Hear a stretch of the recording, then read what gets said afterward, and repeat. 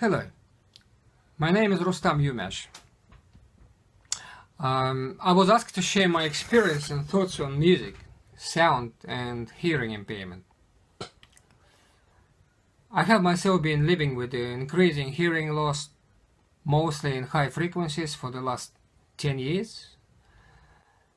And it's probably a result of medication I was taking back in my childhood for sore throat.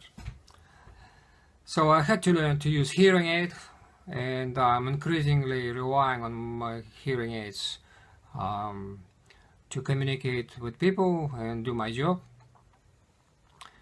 So I think I have quite an interesting experience, and so here's some of my thoughts. Our relationship with sound is profound, but most people don't even realize it. Brain science just started exploring the connection between brain, music and sound itself. Just think for a moment.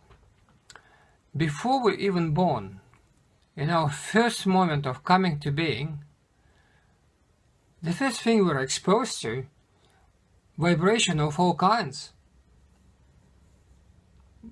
Mostly voices, of course, voices of mother and father, other people around, mother's heartbeat,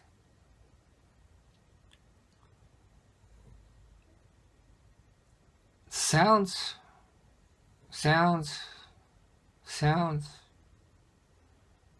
They penetrate every cell in our bodies, long before we become even capable of making sense of them, and start discriminating calls of joy from calls of danger, timbres of love and sorrow, all nuances of emotions and feelings carried by music, song and poems. We can hear before we can see, before we can make sense of objects in the material world or recognize faces. It is not surprising that sound can heal and change the brain and mind. Some vibrations shaped us from the start. Others we needed but didn't get in the first place. They bring organized patterns that reverberate and entrain our complex neuronal networks to harmonize, to synchronize, to adapt, to integrate, or the opposite, disturb, alarm, adapt to something new, chaotic, very different from what we're used to. Not being able to hear diminishes our connection with the world, people around us, and nature. It makes us poorer in many ways. It is important to mention that brain is plastic. It changes all the time. So the science of neuroplasticity has shown that the brain can change and compensate for lost function. Blind people can see using other senses, and similarly, deafness can be compensated through vibration. The brain can learn to interpret patterns. I believe that music can help us to sharpen the discrimination of sound. The human cortex has an ability to decode information coming from the damaged hearing channels. It is a case of a cocktail party, where the crowd is a massive cacophony of words and sounds. How do we follow conversation and stay focused on significant voices? Just as hearing aid can amplify lost frequencies, the task for the brain is the same, to stay tuned and discriminate better between signal and noise.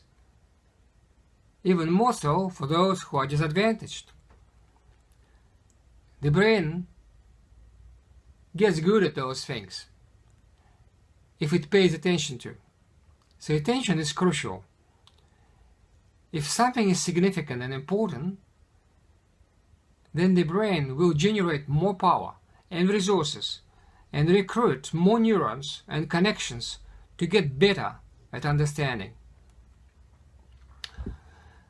This understanding enables the brain to take appropriate action to reach the goal in order to survive and thrive in the ever-changing world. Music is a powerful and rich simulator of such tasks. Music carries emotion and complexity, doubts, values, and passions.